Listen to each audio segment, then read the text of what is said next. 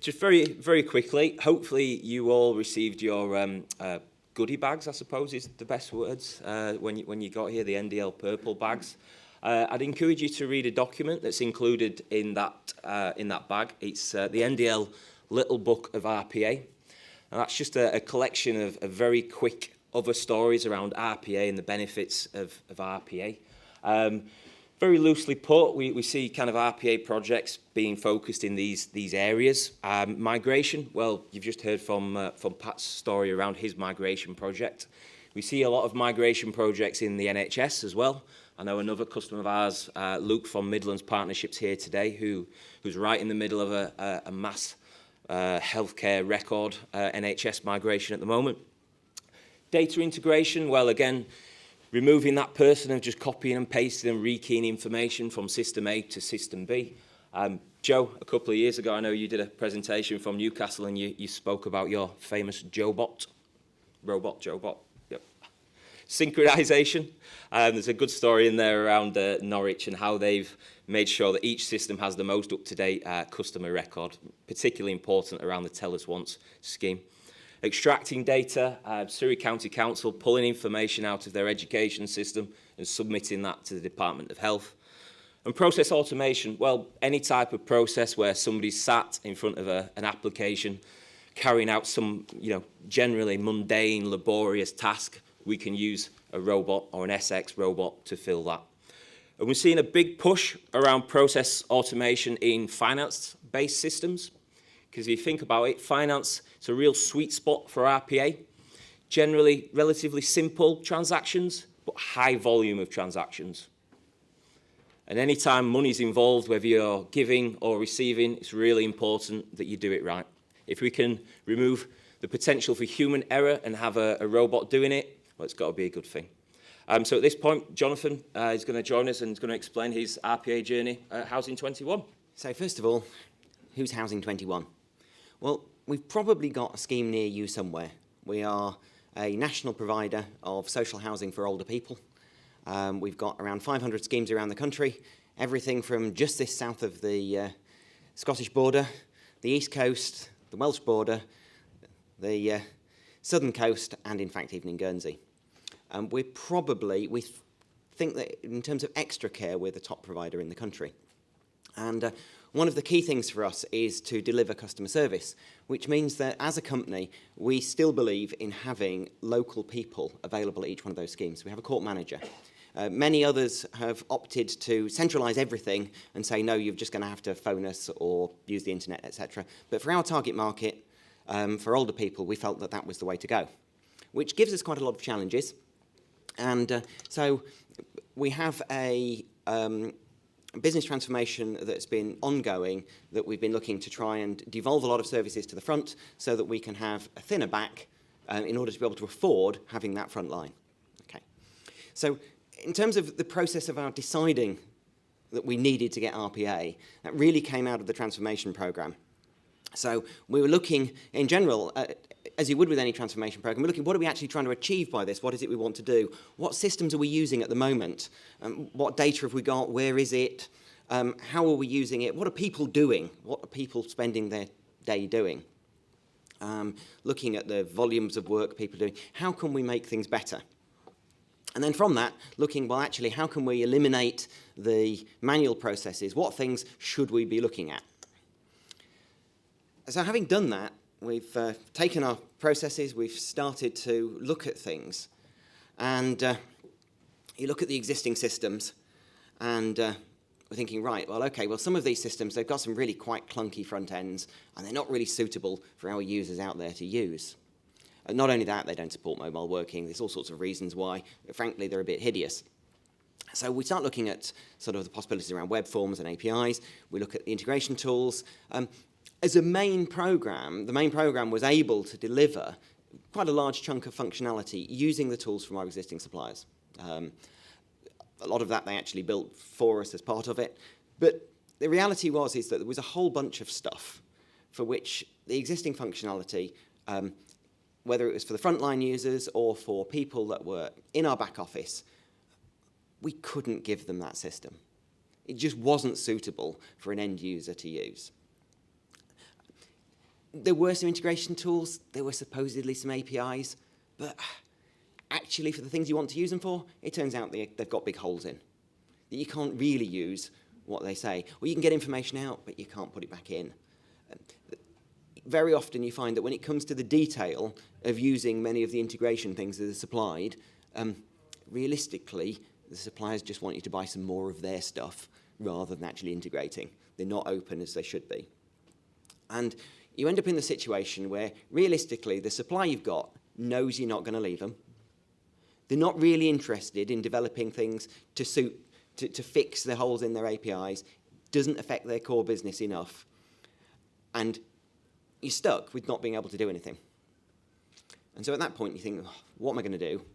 And you start Googling things, and you start having a look and see what other people are doing, and you think, actually, yeah, RPA, that still exists, in my case, because I've heard of it from, it's something that used to be done very many years ago. People used to do it with green screen. It's not new stuff. But actually, you come to realise it's like that despite the fact that you might think, well, we shouldn't need to do this stuff anymore. We should be using modern web technology and just doing things.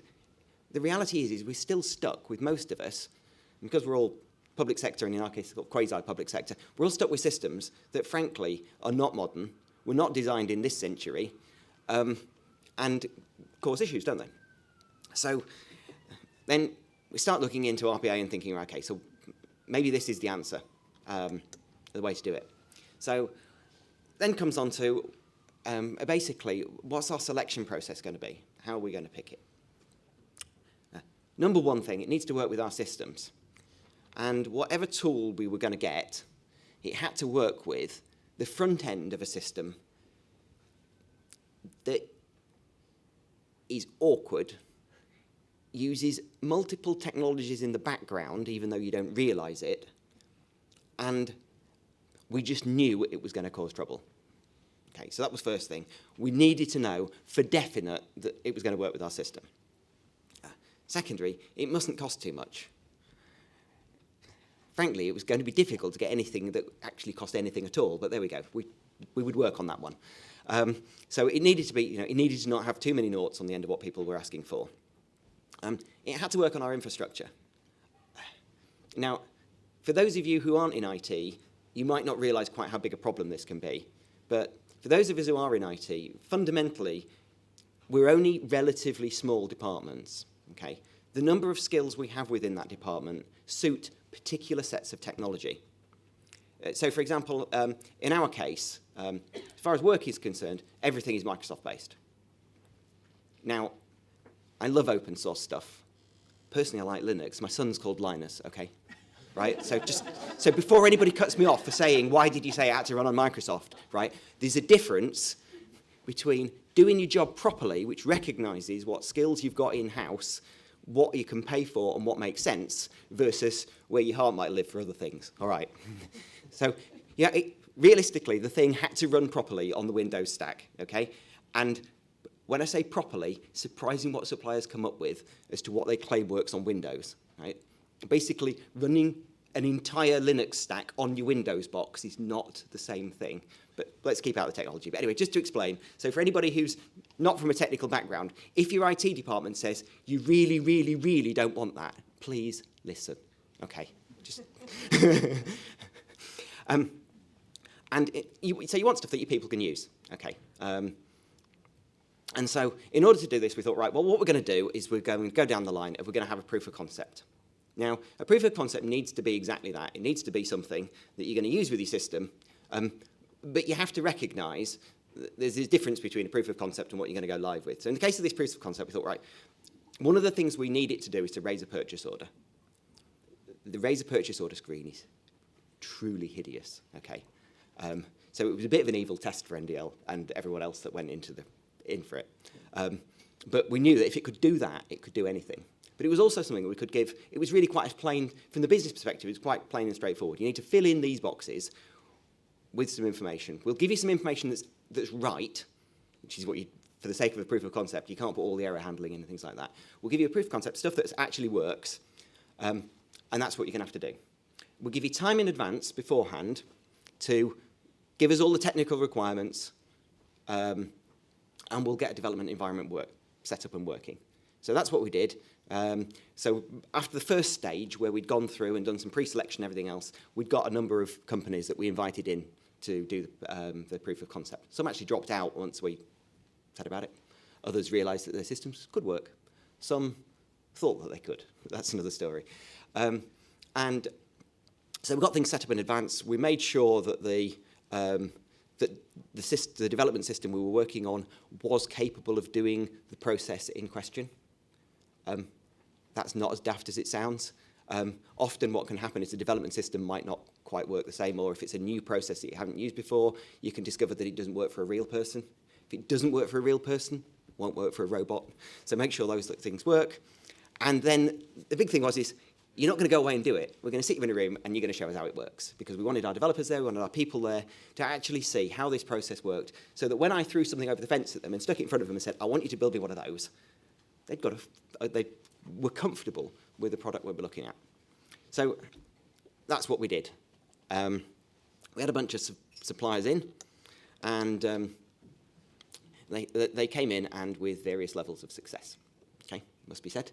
We had some crash and burn terribly badly. They could not get the form to fill in. Certain boxes on the form were done, so they popped really strange, and they would come up in a way that was not, that their systems couldn't click onto. Okay, so why did we pick NDL in the end? Well, it worked. So they got a round of applause for actually getting through. They could do it. They could log into our system. They could safely raise a purchase order, go through, complete the batch, do everything, exit out, and it went through nicely. So big go, they got there. Equally importantly, they actually had other customers using it with the same main system we had. So they were using it with the same one. So we knew it could work in anger as well. We had been told, and we did later get to talk to some of those. Sounds silly. It looked like they knew what they were doing. They did seem to really understand their own product. Some people don't. Product documentation. I cannot praise their product documentation highly enough. It is stunningly good. No one else's is like it. It sounds like I work for them. I don't. But I had a contrast at the time between the world's worst documenters, not saying who, and the comparison was just massive. The look and feel was fine. It worked with our skills in our organisation, and it was reasonably priced. We could buy it sub-ODU, okay?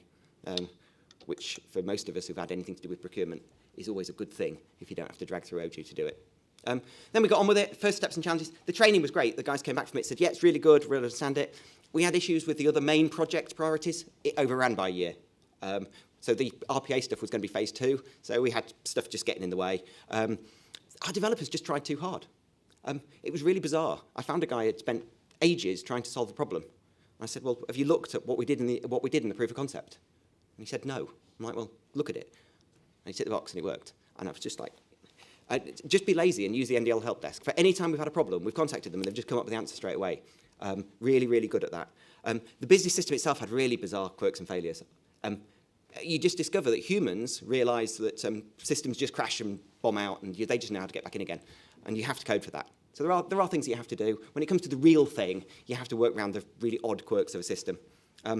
We underestimate how much an NDL consultant can do. We got him in for the day. He was finished by about 11 o'clock with everything we'd set him. So that was Peter. He was absolute star. But since then, NDL have been really good. They are one of the best software suppliers I've worked with, I've got to say. So it's made a real difference. So for me, the key takeaways is that, well, RPA enables you to do stuff you couldn't otherwise do. Okay? We're looking at doing some other random things. We've got 500 routers around the country that are used for Wi-Fi. They're not on our main network. We need to upgrade the firmware on them. We're just going to do a loop that just goes through and upgrades it because it's easy to do. You can do it with a web interface. So make sure what it is you're trying to automate. People don't tell you what they really do, so that's important. So start with something simple, but with potential. Try and get something not too complicated in terms of its workflow, but of reasonable volumes. Be aware of what kind of edge cases you're going to get so that you can handle them. You might be able to automate. You might decide to automate them. You might decide that, look, if in the case of this, we do this instead. We flag it up. We behave it different. The stuff does work. It's not, it's not absolutely bleeding edge. This is the stuff that falls over. This stuff does just work. For me, final plug on this one really was for those of you who are from an IT background, then ITIL, as it's known, is a managing framework for managing IT, and there's a new version just come out. One of the reasons I wanted to mention it was because when I was looking at it, it really, as to how your IT department should run, so this is now for the rest of people, as to how an IT department should be run, was to focus on value, start where you are, etc. You can read those yourself. But the whole point is that actually when you take each of these principles, it really fits with an RPA project. That actually that's what you should be doing. Okay, where are we going to get value out of this? Where are we? We're not in the world where we've got fully integrated systems readily available, turnkey around the corner. So we're going to start now. We're going to use RPA to get us where we need to be. It may not be the end solution for 20 years' time. Hopefully, we might actually have APIs that work and systems that work. But in the meantime, this is how you do it. You can do bits, piece by piece. You can take it chunk by chunk. Work together with your business. Understand what they're doing. I think Patrick was a prime example there of how actually when working with a business, you can really help solve someone else's problems, even though they don't know it exists. Well, they know the problem exists, and they don't know the solution's there. But by doing that together, you can do stuff, and gradually you can build up. So you can buy the tool set, you can start there and build up. Certainly for us, we've recognised that as you go along, once you've got the tools, there are more and more things that you would start to use it for. I would have never bought RPA to patch the firmware on some routers. I've got it, it's going to get used. And so that's it in terms of how we are. So that's basically our beginning story. Okay, we've got early stuff that we've done. We're moving forward with it, but certainly no regrets. You know, as Jonathan and Pat both mentioned, this is not brand new technology. This is technology that has evolved and improved. You know, the scalability, the functionality available has obviously moved forward. But this is not new technology. This is proven technology. I'm not going to go through NDL's 35 years experience, but 35 years ago when we were working with the public sector around terminal emulation and mainframes, that's obviously progressed, and we started automating applications more from a screen level, and then we moved then into what we now know as RPA that we've been talking about today. And for the last couple of years, we've got this very exciting theme or technology that we'll talk about now called intelligent automation. Now we've got to be very careful not just to start using terms and marketing campaigns and buzzwords. It's really about the results, like we've heard the results from today's presentation. But NDL's intelligent automation, cutting right to the chase, is when we have RPA technology being used in conjunction with AI technology. So these are the cognitive services that are available by the big boys, I suppose, Microsoft, Amazon, that are providing these services such as chatbots, image recognition, voice recognition, and all those fantastic technologies. NDL's intelligent automation is when we combine the two. So we have the cognitive service at the front, but then we have the RPA technology being able to take that information and integrate that into our existing environment, potentially alongside legacy applications. From an NDL point of view, we don't restrict down to one type of AI or one type of provider. We have an open architecture. So you have the flexibility to have RPA technology deployed across your current estate, but there you can pick and choose, potentially your chatbots or your voice recognition from any other different supplier that you feel is best suited. So bringing things right to a close, if you're considering RPA technology, why would you choose NDL? I'm not going to focus too much on the technology at this point, but from an NDL point of view, SX is our technology. We have developed it. Our developers sit in the same office as I do. They're in complete control of the technology and the roadmap, which I think is a really, really important part. The next part about that is we support it internally as well, which again is a very, very important aspect. This might sound like I'm kind of sucking up, but we're really, really proud that we're public sector specialists. We're not involved in big finance markets or insurance markets. We have a handful of big construction customers, but we operate, we specialise in local government, NHS, housing, police organisations as well. We're undertaking a very exciting project with Gloucester Police at the minute around missing people. And universities as well. And we're really, really proud that that is our focus. We understand the public sector. We understand the delicacies, shall we say. We have experience with the majority of back office applications that public sector's organisations use. I mentioned right at the start of this presentation, we have the RPA toolkit, but we have other technologies. So we have a mobile app technology and e-form technology, a better way to basically capture information and data. That technology used alongside RPA is a really, really powerful offering. On the RPA point of view, we have the attended and we have the unattended model. If anybody's unfamiliar with what I mean by that, please come and see us at the stand and we'll explain a little bit more. But yeah, just finishing off on Pat's presentation where we had 40 robots plugging away, migrating millions and millions of records. This technology has been used at scale, but just to draw things to a close, this is proven technology. Please come and see us at the stand. I just want to thank very much to Jonathan and Pat for providing their presentations. Really, really appreciate it. Hope you've all found it really informative.